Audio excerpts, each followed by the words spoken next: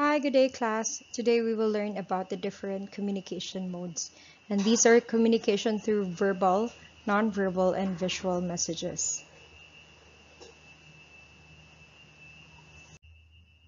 So there are three types of communication according to mode. The first one is verbal and then followed by nonverbal and visual. So a message may be conveyed via these modes, verbal, nonverbal, and visual.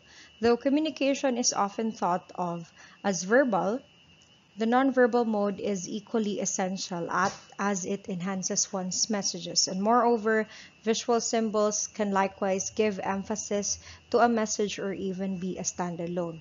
So just like what you are seeing in our screen right now, on the top left corner, we have here symbols, we have here icons, and even if uh, there are no words written in this or on this icons, we know that we actually know what these icons stand for. So like for example, we have here a heart. If you can see a heart there, we can also see here an umbrella or a house or a burger and so on and so forth. So even if there are no words involved, we can still these icons can still communicate a message to us. So that's a visual communication. And of course, we know that verbal communication is with the use of words or through the use of words. So you can also see that in our screen on the lower left side, we have here scribbles of words like words such as boom, urban, trendy, danger, and so on and so forth. And my PowerPoint as well. This is using verbal communication.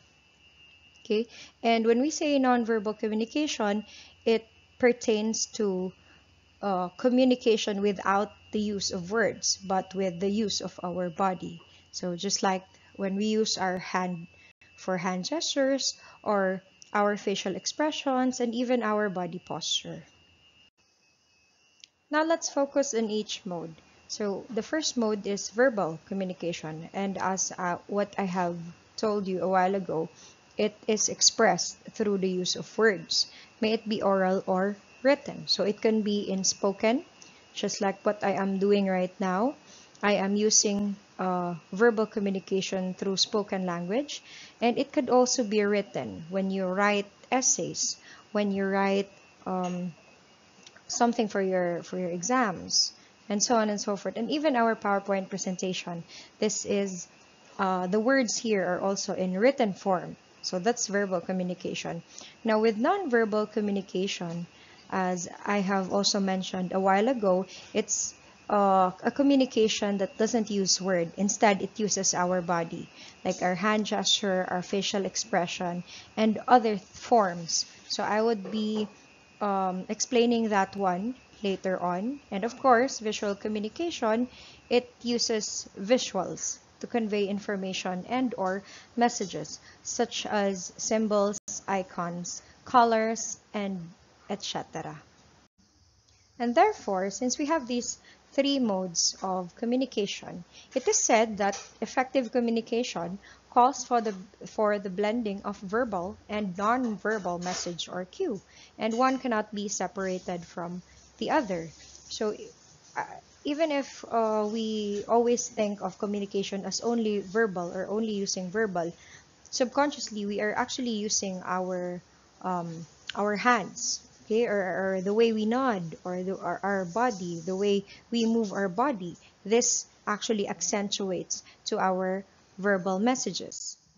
For example, the first example that we have here, a door-to-door salesperson who demonstrates product knowledge can only be effective if they know how to properly punctuate what they say, which is the verbal message here, with proper gestures and facial expressions, which pertains to the nonverbal. So if you have already seen someone selling something, like kana sa mga mall, salespersons in the mall, we can observe that they are not just talking to you, they are not just speaking and showing you their products. They also have we can also observe the way they carry their body, the way they use their hands to demonstrate their products, and even their facial expression.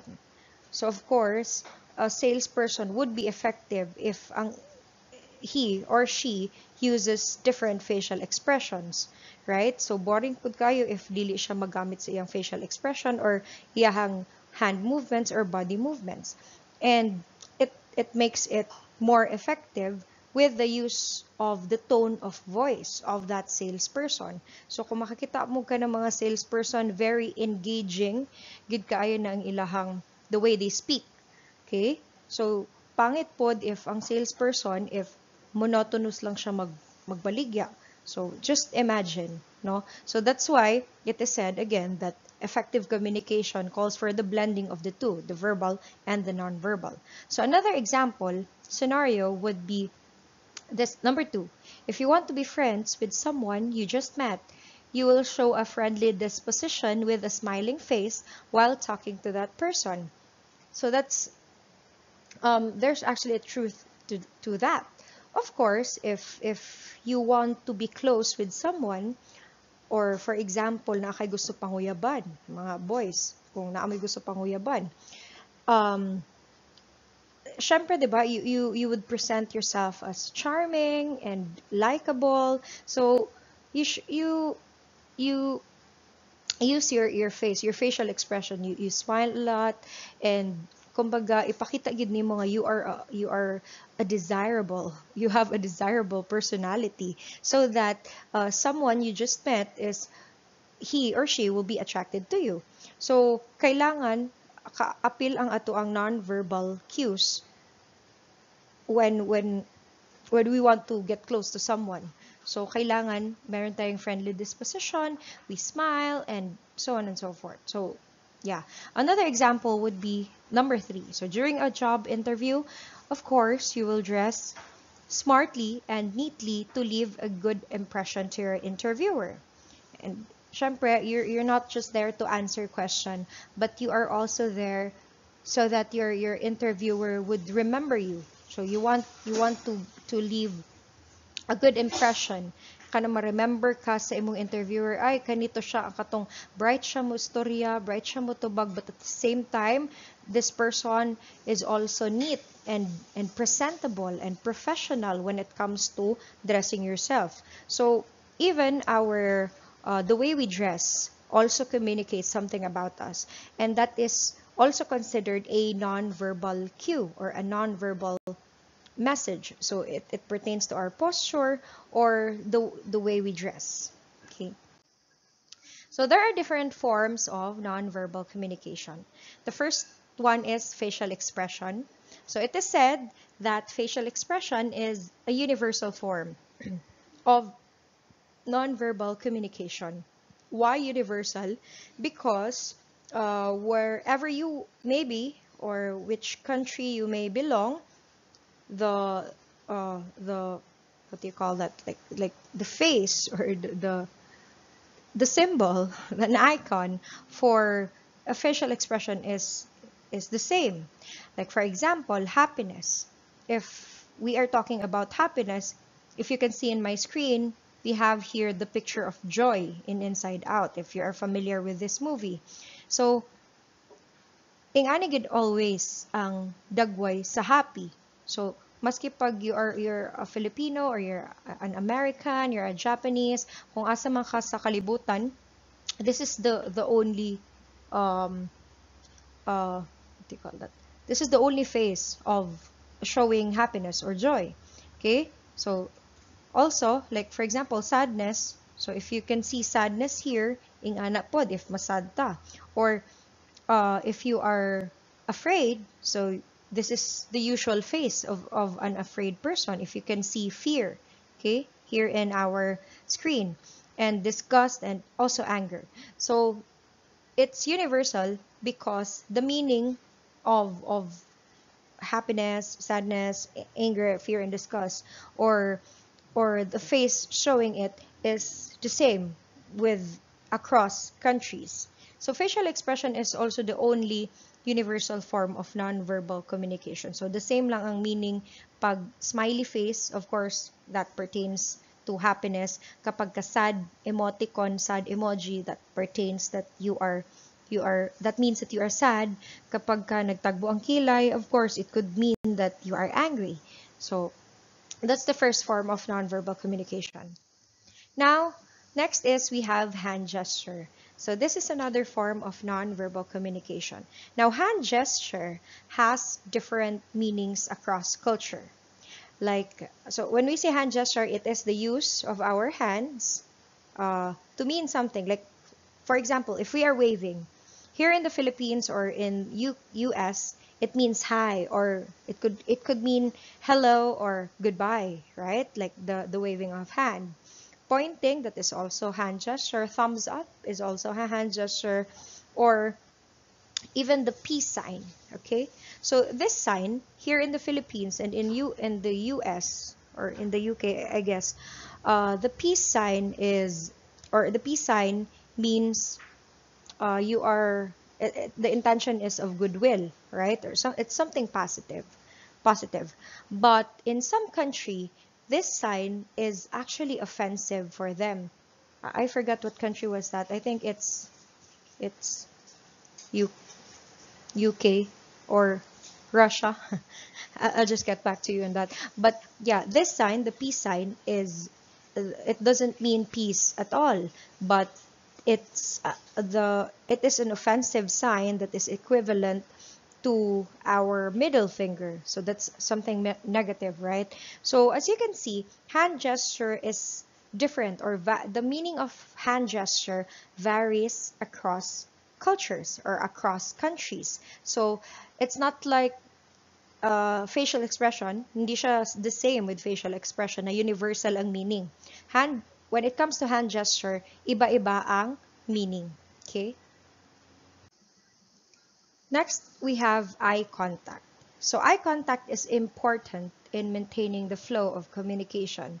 And the same with hand gesture, the meaning of eye contact may also vary across culture. So different culture, different meaning of eye contact. So examples of eye contact is of course eye gaze, rolling of eyes, and eye-to-eye contact.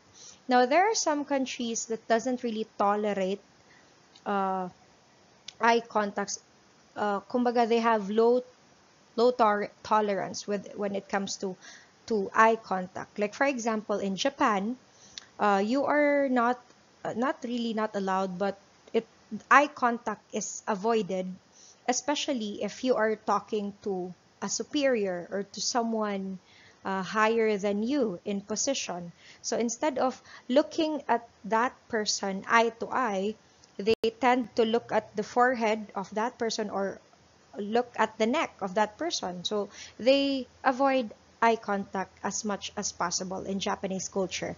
But of course, here in the Philippines or in America or in US, we we tend to do eye contact, right? Like it is a must for us to look at someone we are talking to or communicating to, because when we do not look at that person, it means we are disrespecting that person. So murag kumbaga wala tay interest sa storya sa isa ka tao if we do not look them in the eye.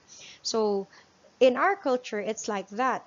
We see or we interpret eye contact as as a sign of confidence, as a sign of respect to someone we are communicating to or communicating with. So as you can see, we have different interpretations when it comes to eye contact. Like in Japan and even in Korea, they also tend to not look too much on the eye of someone they are talking to. So another form of nonverbal communication is haptics or touch, okay, or physical touch. Now, physical touch involves touching the person, like making physical contact, okay? So just like handshakes, a tap on the shoulder, a hug, or a pat on the head, or a grip, and so on and so forth. So different cultures have also different interpretations or tolerance when it comes to physical touch. Like for example, in Brazil and Mexico, like Latin America, they are considered as high contact culture. So when you say high contact, they have high tolerance when it comes to physical contact. So touch is common in their greetings. Like when two people meet, they would hug each other or kiss the cheeks and so on and so forth. And this actually means they are warmly greeting that person. Okay, but on the other hand, on the other culture, just like Japan, again, and China, they are considered as low contact culture, meaning they have low tolerance to physical contact. For example, in Japan, bowing is preferred, like, 'di ba, when if makakita ta og mga Japanese movies or whatsoever, hilig sila magbow, 'di ba? They use bowing instead of handshake. So bowing is preferred over physical touch. Handshakes may occur, but hugs and pats are very rare. So mas prefer nila na no touching in Japan. And in China, they're also considered as low contact culture. Like touching is generally avoided, especially in public. Okay, so respect for personal space is high for China. Now, there are also countries or culture that is considered as moderate contact culture, meaning uh, they tend to tolerate a little bit of touch but still preserve some personal space, just like the United States or US. So handshakes are a standard for them, meaning it's okay for them to do handshakes. Hugs are also common among friends and close relations. So dili po siya nga makighag lang sa mga strangers or acquaintances, but these are just reserved for close relatives. But still, personal space is respected. So ganun sa US. And I think Filipinos are also like that. I think we can also consider ourselves under the moderate contact culture, meaning it depends. The physical contact depends. Like for example, kung close nimo ang isa ka tao, it's okay to hug, right? Like it's okay to do pat on the shoulder or kanang mag-akbay. But if dili nimo kaayo close ang isa ka tao, then you sometimes avoid that. So I think we are on the moderate contact culture, and yeah. So, di ba, another example also of this for the Filipino culture is yung pagmamano. Like when we bless, sure, when we bless. If we do bless or mano, pagmamano sa nakakatanda. So, that could also be an example of touch as a form of nonverbal communication.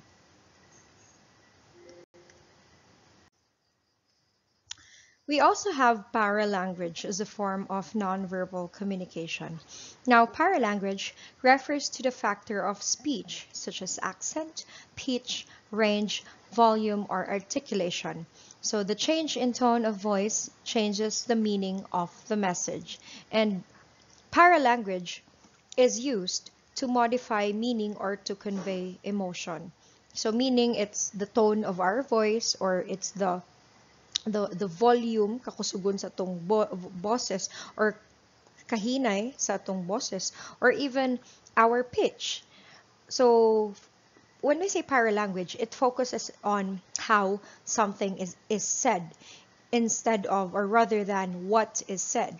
Kasi we may have the same verbal message, but if we deliver the same verbal message differently, using paralanguage, using the tone, a change in our tone, a change in our volume, our articulation, our pitch, and our range, it would definitely change its meaning, even if same lang ang message.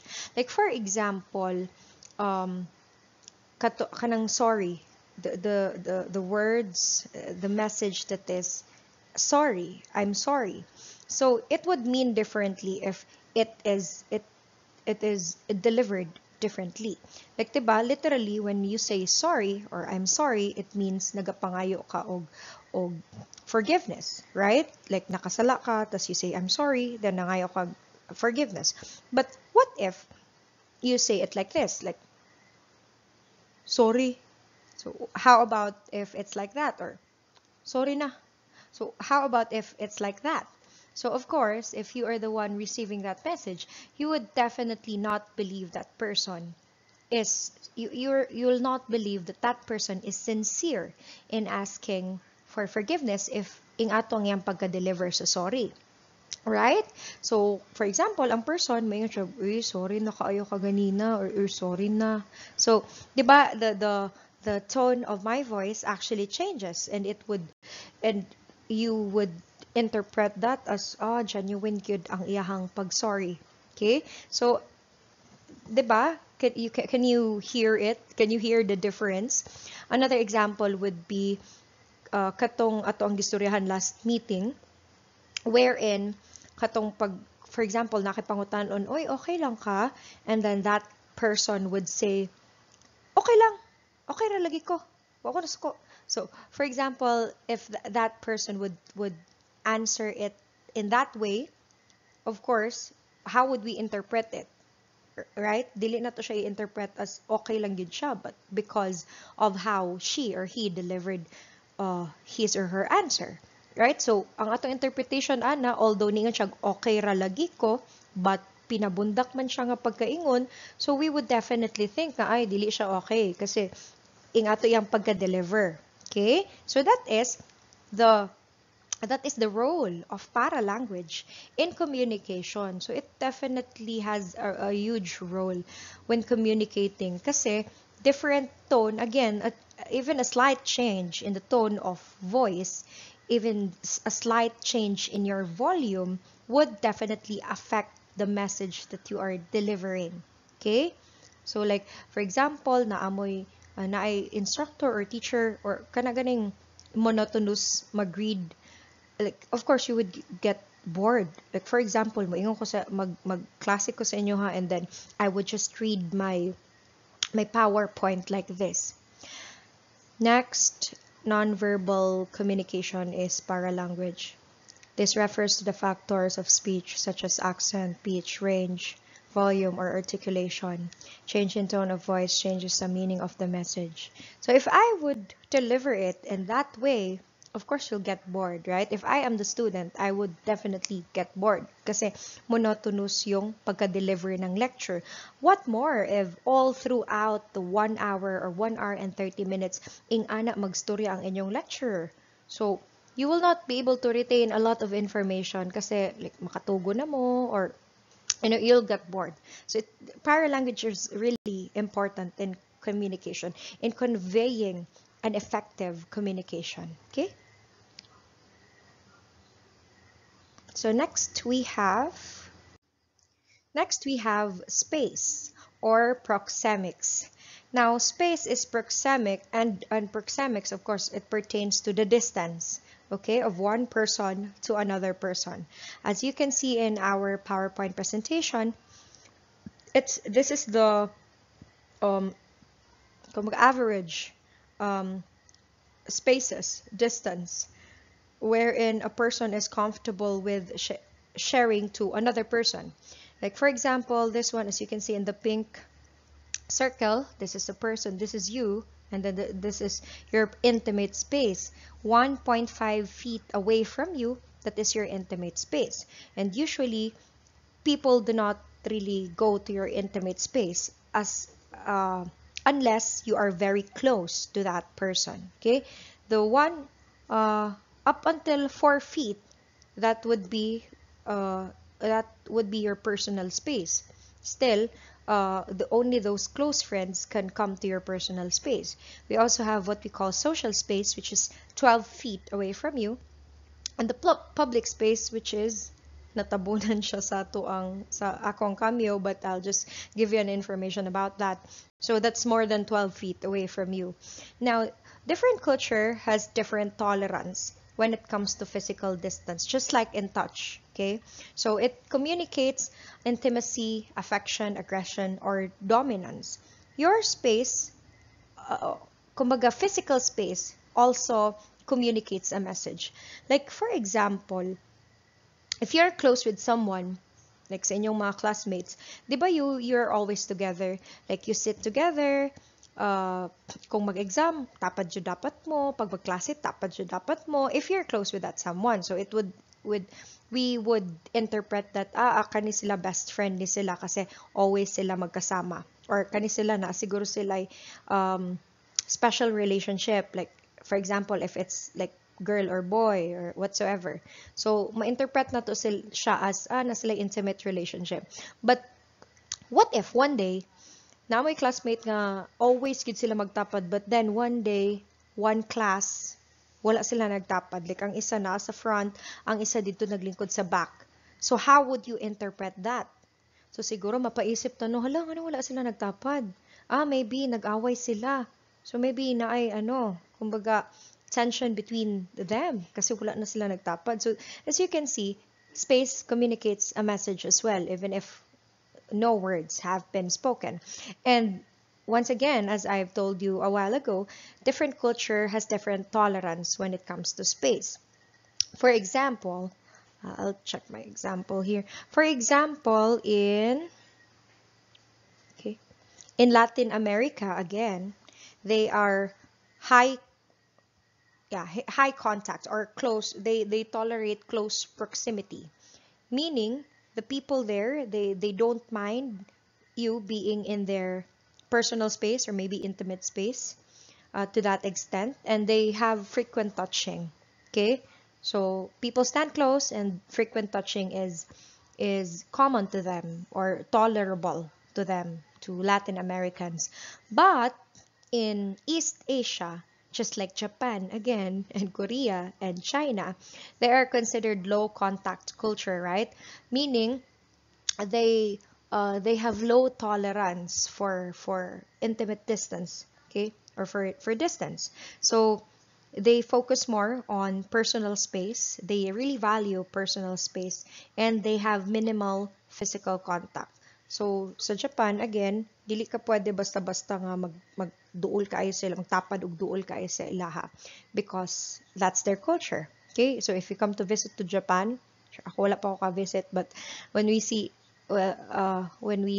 movies, like Japanese movies, kumbaga ang ilang train is designed for like naagi space. Dili gid siya nga magduot gid ba. Just like here in the Philippines. Unlike here in the Philippines, like sa jeep, parang gamay ra kay tag kumbaga taas tag tolerance di ay sa distance, kasi sa atong mga jeepneys, sa atong mga multi-cab, like dikit na gyud, murag imong ilok kuan na, imong shoulder madikit na sa ilok sa imong katapad. So it's not that we don't value distance at all, but we actually belong in a moderate contact culture. So medyo gihapon ta, tolerant ta when it comes to like kanang dut-dut mga kanang dugol na kaayo na spaces, okay, like crowded spaces and so on and so forth. US is also like that, but of course we still value our intimate or our personal space, like reserve gihapon nato na siya for someone that we are close with.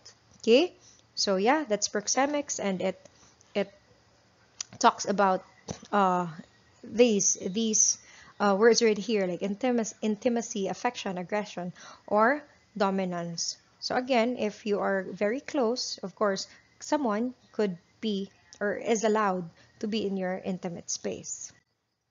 Next is body language. So body language or posture. Okay, it's the totality, kumbaga, of our body. So it's the way we move or carry ourselves. So it also communicates something. It involves the movement of the whole body, like the way you stand, the way you sit, the way your subtle, even your subtle movements. So that pertains to body language. So, for example, if you go to a job interview, of course, when you go to a job interview, you would dress um, neatly, right? You would dress professionally. And if inag-abot nimo dito, 'di ba, when you sit, like for example, mag-wait sa ka before ka tawagon sa imong interviewer, you would not be slouching on the couch, right? Like dili ka murag I can't really demonstrate it here in our video. Pero kumbaga, when you sit, dili ka nga murag nakabukaka lang ka or di kaya ka na murag naaras inyong balay, right? So, you really sit properly if nagulat ka nga interviewon ka.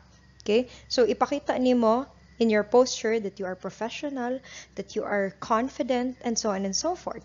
So, 'di ba? That's body language or that's posture. So, lahi pod ang interpretation sa tao if, for example, nag-adto kag job interview and then nakapambalay lang ka. So, of course, your interviewer would not have a good impression of you if nag-adto ka dito tapos baho ka, imong damit gutay-gutay. So, it speaks something about you. Okay? So, that is body language. I'll check our examples here. So examples of like body language, like for example in the Philippines, the common body language is when you are talking to someone. For example, if you're crossing your arms like this, let me show it to you. If you're crossing your arms like this and you're talking to someone, di ba parang parang mura siya rude. So mura kag or it shows aggression. It shows defensiveness or being disrespectful. So yeah, so dili ta mag ana lang ta no, mura tag nag or unsa pa ba? Another is like nodding to show agreement. That is also common body language. So sometimes during face-to-face classes, hilig kay mo ani kanang nasabtan ma'am tas ang mga no kay ana lagi yes, yes. So, yes, tas wala day mo kasabot to. So, something like that. Another example is, for example, in Japan, favorite na to ang Japan karon, third floor.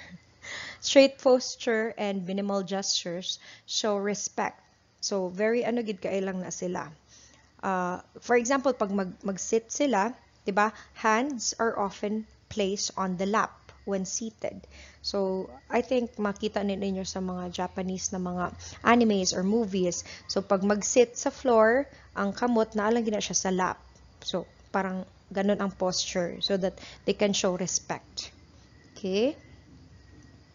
And in France or Italy, like crossing of legs, I can show it to you, but just think of when you cross your legs, it's normal for them, even for men. So sa mga lalaki, okay ra pod nga i-cross ang legs. Okay, so sa ato kay usay kay moingon na dayon mo og kuan bayot ana pag nag-cross og legs, but of course in France, lahi man pud ilang culture in France, Italy or Spain, it's okay, it's a normal thing to do. Okay? So next, okay, let's move on with visual communication. So visual communication, this is the last mode of communication. Okay, so when we say visual, I have already mentioned that one, that it uses visuals, okay, to convey information or messages like typography, color, layout design, charts and graphs, symbols, icons, and etc. Okay, so visual communication examples are signs, symbols, imagery, maps, graphs, charts, diagrams, pictographs, photos, etc. Okay, so just like what I have shown you in the previous or in the earlier slides, 'di ba? Pag makakita ka og emoji nga, for example, emoji nga naka-smile, so kabalo ta nga smile na, right? Or pag makakita ka og symbol nga like this one, can you see it? Try. So it's a finger heart, okay? So we can already perceive this as a finger heart because we have a general or a common knowledge about it. Okay, so in visual communications, colors could also communicate something. So napoy ginatawag na like color theory. Like if you use red in your, for example, pag mag-painting ka or naakay work of art, if there's too much of red, siguro it means like love. It means it wants to convey war on the opposite side, no? If it's blue, if there's a lot of blue color, then it might convey the feeling of calmness or serenity, and so on and so forth. If it's bright yellow or bright orange, it might be interpreted as energetic, and so on and so forth. And therefore visuals like colors and shapes and other things communicate something to us. Okay, I have here example posters.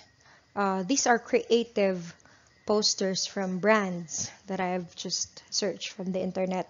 So the first one, the first picture that you can see here, in the left side, dili man mo katubag sa ako, but this is an advertisement for the McDonald's fries.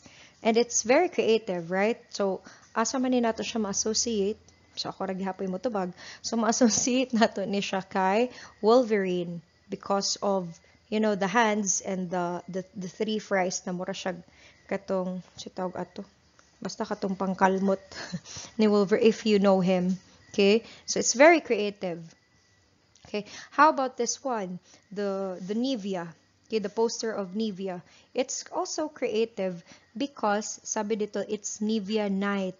And as you can see, the image that it created, medyo open, gamay ang Nivea. So it actually has the, ano to, parang picture of a moon because it's Nivea Night.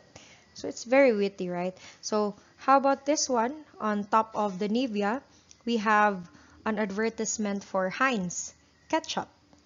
So ang ilahang gigamit is, ang picture is, of course, a fries. And then parang burnt ang fries. Mura siyag inahahalin tulad sa kanang sa posporo, right? Kasi nga, their advertisement is about hot sauce. So it's very witty. Okay?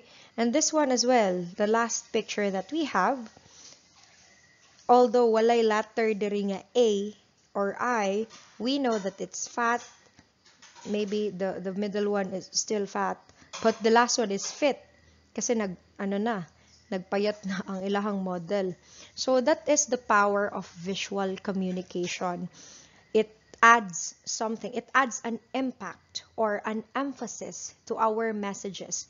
So without the use of words at all, just the use of colors, of shapes, of icons, of etc. Okay? Or even the sizes. So kaning sa last na to na picture na fat, dako pa kay ang tao, tambok pa kay siya, hantod sa pinakalasan, which is nagpayat na siya. So it's a very good advertisement maybe for a gym or something. Okay? So yeah, that's visual communication. So I don't have symbols, examples here, but visual communication could also includes what do you call that, like videos or animated videos, pictures, and digitally kanang mga digital na karon na mga in our technological era. So daghan na kay tag mga GIFs and animated stuff and so on and so forth. So those can also be considered under visual communication. So yeah, that's it. That's our lesson about the three communication modes, which are the verbal, the nonverbal, and the visual communication. So I hope you have learned something for this lesson. Thank you.